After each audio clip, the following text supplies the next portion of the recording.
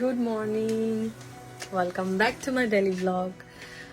আজকে সকাল 7টায় অ্যালার্ম দিয়ে রাখছিলাম, বাট হচ্ছে কি আমি কোনো রকমই তোমার আলাপই পাই নাই। অনেকদিন ধরে অনেক প্রেশার যাচ্ছে, সো আমি একদম বেউসের মতো ঘুমাইছিলাম আর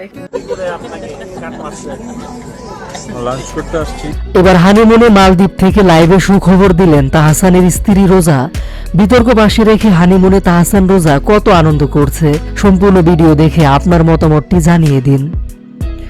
জনপ্রিয় মেকওভার আর্টিস্ট রোজা আহমেদকে বিয়ে করে তুমুল আলোচনায় রয়েছেন জনপ্রিয় কণ্ঠশিল্পী এবং অভিনেতা তাহসান খান। তাহসানের সাথে তার দ্বিতীয় স্ত্রী রোজাকে নিয়েও হচ্ছে আলোচনা। দীর্ঘ 1 বছরের বেশি সময় ধরে চুপিসারে প্রেম করছিলেন তাহসান এবং রোজা, তবে বিগত 6 মাস ধরে তারা বিয়ের পরিকল্পনা করেছিলেন। অবশেষে নতুন বছর আসতেই নতুন বছরের শুরুতেই বিয়ে করেছেন তাহসান। গত শনিবার সন্ধ্যায় মেকওভার আর্টিস্ট রোজা আহমেদের গলায় মালা দিয়েছেন তিনি। পারিবারিক আয়োজনে সম্পূর্ণ হয় তাহসান রোজার বিয়ে।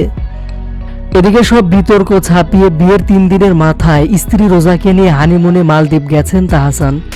সূর্যময় দ্বীপরাজ্যে কাটছে তাদের মধুচন্দ্রিমার বিশেষ মুহূর্তগুলো।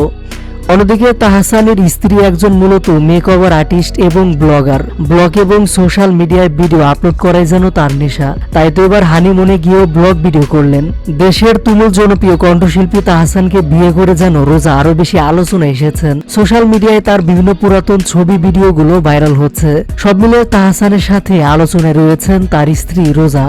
এদিকে বিয়ের কয়েকদিন না যেতে স্ত্রীকে নিয়ে হানিমুনে মালদ্বীপ উড়াল দিয়েছেন তাহসান। জানা যায় স্ত্রীকে নিয়ে মালদ্বীপে বেশ কয়েকটা দিন একান্ত সময় কাটাবেন তারা, তারপর দেশে ফিরে আসবেন নবদম্পতি।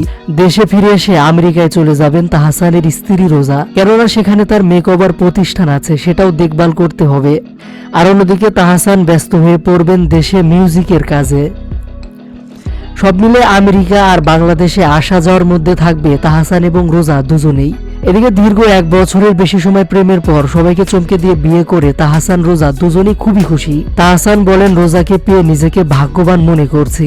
অন্যদিকে রোজা বলেন, মিথিলা তাহসানকে যে সুখ সম্মান দেয়নি, আমি সেটা দেওয়ার চেষ্টা করব।